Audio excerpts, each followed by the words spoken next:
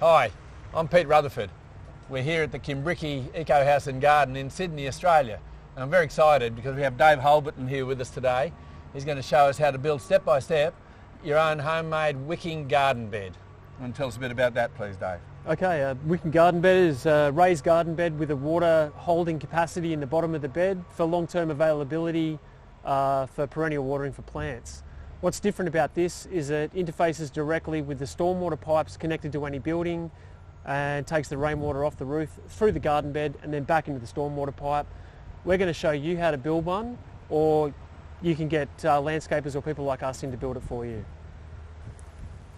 A self-watering wicking garden provides the opportunity to tap into a lot of free growing energy to bring fresh homegrown food to the table.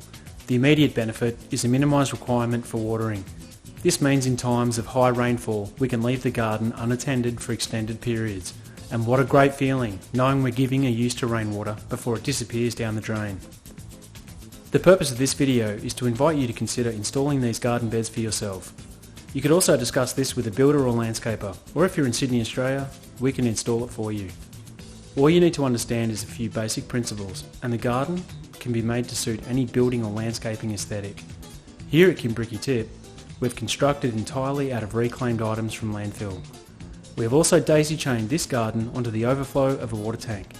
If there was no water tank, we would connect the garden directly to the roof via the downpipe. First, let's do a simple calculation to determine how much water will potentially travel through this garden. Search your average annual rainfall for your town and multiply that by your estimated roof area. The answer is in litres. We are now going to connect up the water tank overflow to the garden bed by adding a PVC T-adapter. Use a suitable sealant or plumbing cement like Pete here to connect your plumbing. The garden bed is now connected to the roof guttering through the overflow outlet of the water tank. Time to install the rest of the plumbing. This smaller pipe connects to the bath tap to allow watering from the top. We can use this to make sure the wicking bed still functions when it's dry, or if the water tank level drops below full.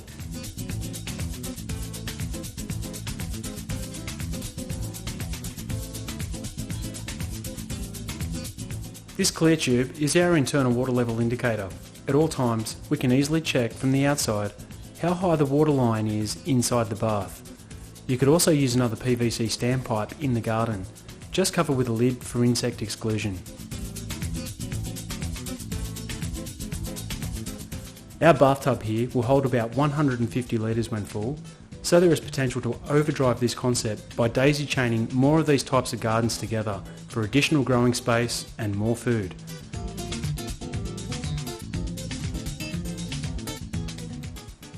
This is our overflow.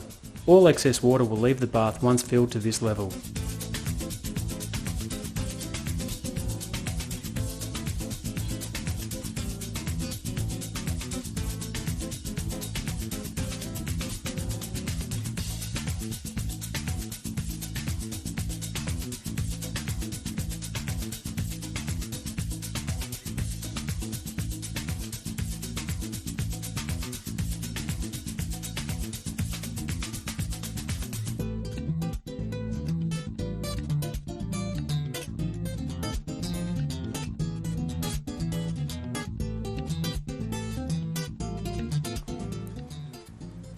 The water will travel down the vertical PVC standpipe into the horizontal pipe traversing the bath length. Slits cut into this pipe allows water to migrate into the drainage media and fill to the overflow point. For faster throughput, we recommend that you directly connect this to your overflow point with a drainage pipe. Take note of these three principles to get your self-watering wicking garden to function perfectly. 1. Plan your plumbing to be able to displace a monsoonal rain event effectively back to the original stormwater path after the reservoir is full. No blockages or bottlenecks to flow. The amount the garden will require is minuscule, with the amount of water moving through this system with big rain events. If you're not confident, enlist the help of a plumber, handyman or tradesperson. 2.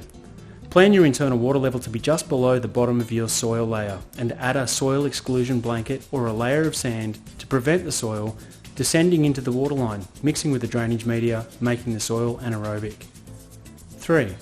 Add a feature that allows quick and easy viewing of the internal water level. Some topping up in dry times will be necessary.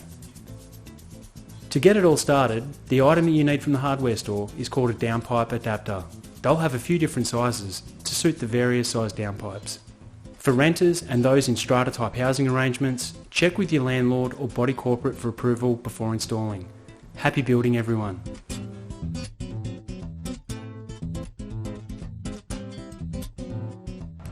Well done, Dave. Fantastic job, mate. I love the idea of wicking beds because I can go away on holidays for a couple of weeks. I don't have to water it. And this one, tell us about, what's even better about this one? Well, the main difference here, Pete, as we've seen, is that the water is coming straight from the roof. So any building, anywhere in the world that's got a roof that's sending rainwater straight into the stormwater pipes, we've now got a system that intervenes that, just like water tanks.